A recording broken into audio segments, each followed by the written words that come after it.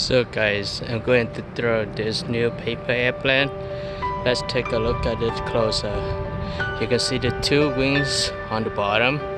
That's made the planes different from the rest I ever make. So this has 4 wings in all.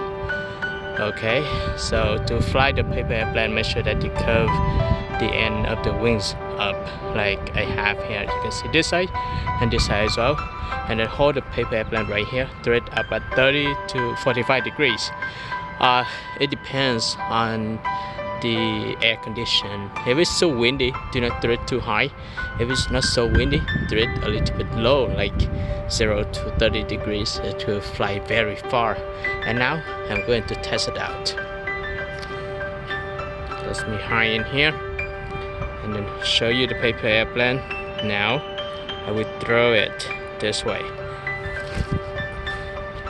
You can see that I throw the paper airplane a little bit low at 0 to 10 degrees and it's fly very far. I'm going to pick it up and I will throw it to a different direction. So hold the paper airplane. Before, like when you throw the paper airplane, you can see the tip here is usually get bitten up. So hold the paper airplane right here, fix the tip, and then throw it. I will move over here a little bit so I can show you guys clearly. Okay, I will throw it to this direction to see how it flies. So put it under the sunlight so you can see it, and I'll step down a bit and then throw it straight. Okay.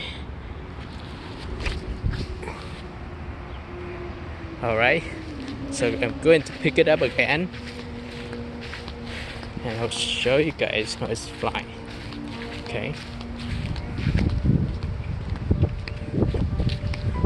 It is so windy.